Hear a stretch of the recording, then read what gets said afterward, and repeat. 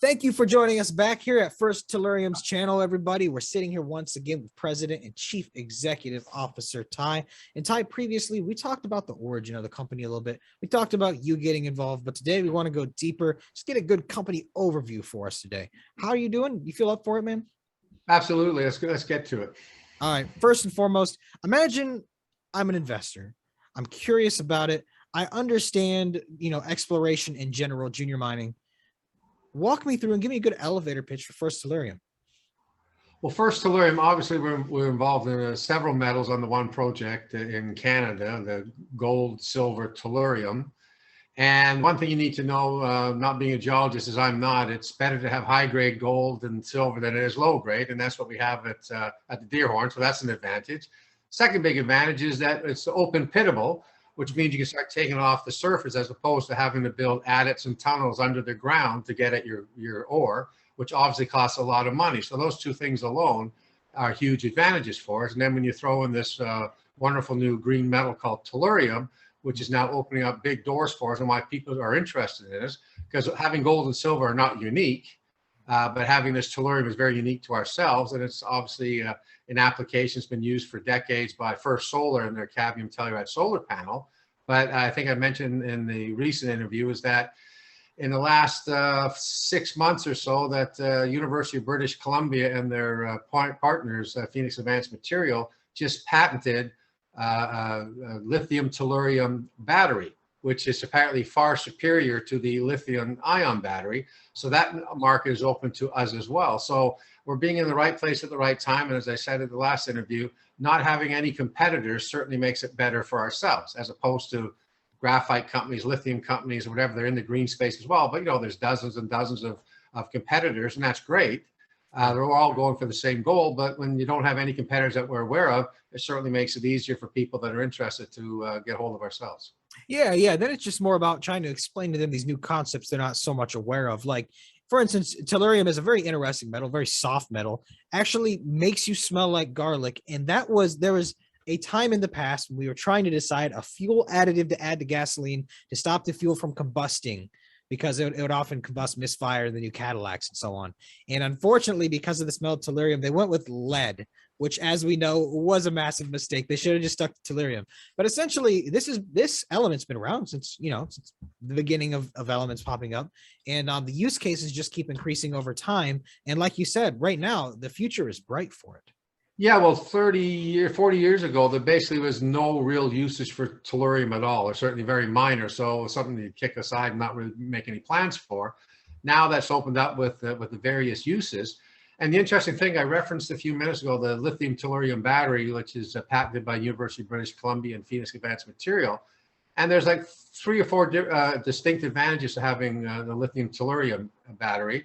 And one of the main ones that I'm told by the scientists, I'm obviously no scientist at all, but the fact that because it's a solid state battery, it cannot catch fire.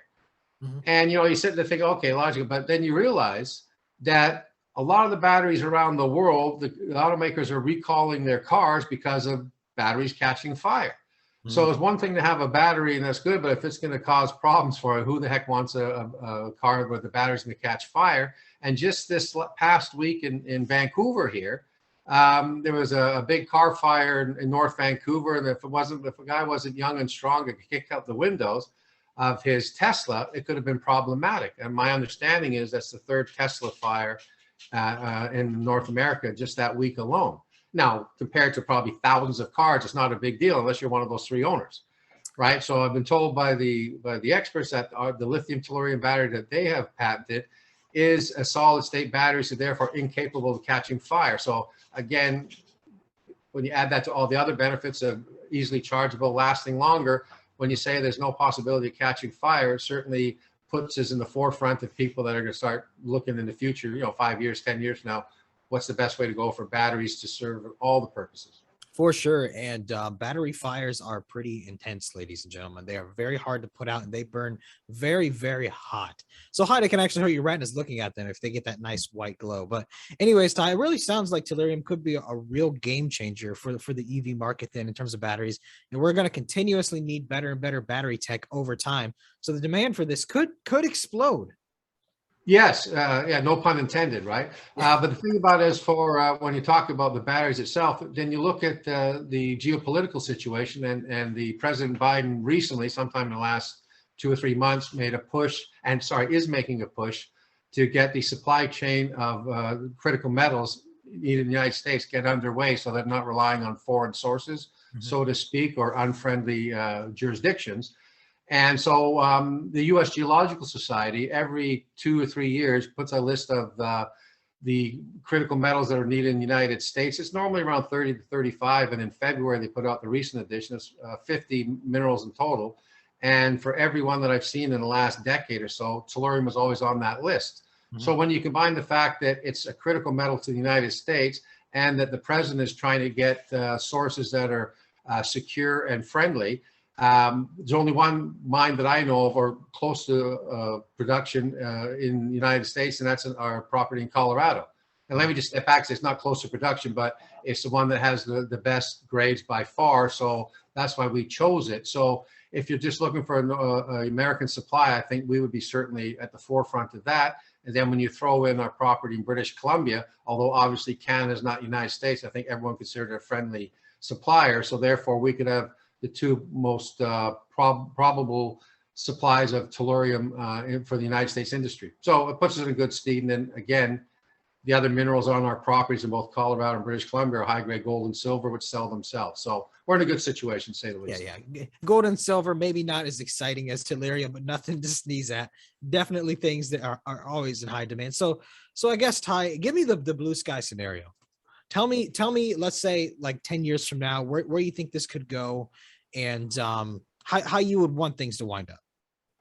Well, I think how it's going to go, I think there's already a path going forward, is that I don't think the United States, whoever the government's going to be going forward, is going to stop this process of getting critical metals supplied by either internally in the United States or by friendly countries. So I think that horse is already out of the barn.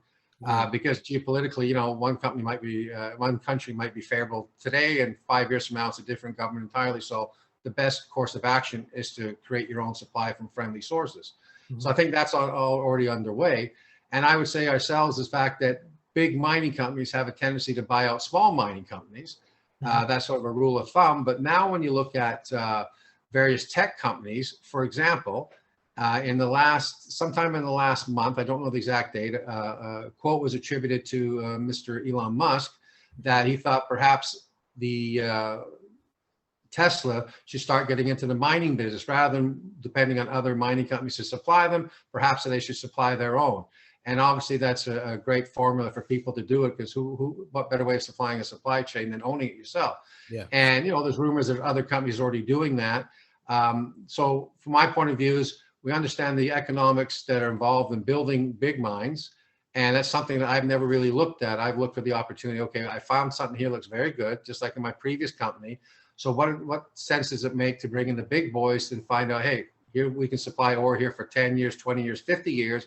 That solves your problem. So would you like to do a deal? And there's no question in my mind that notwithstanding the tellurium, we have the other minerals on there, as we mentioned last time. We may have a number of copper porphyries, which is still the most important green metal in the world. So I would anticipate that in 10 years from now, my gut feeling is that first tellurium would not exist.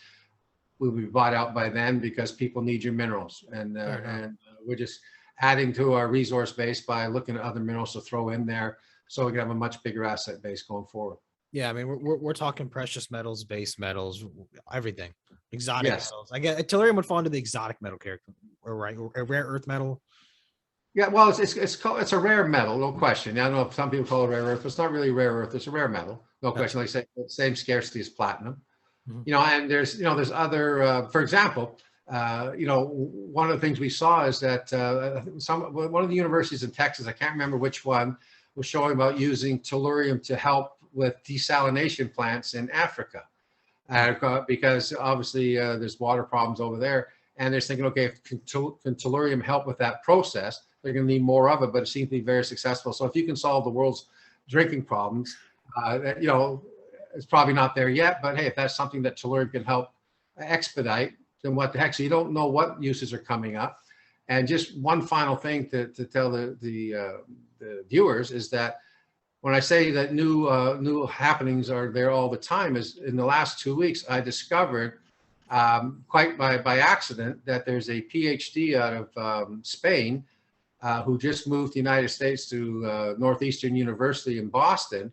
And she's done a patented project called Tellurium nanowires.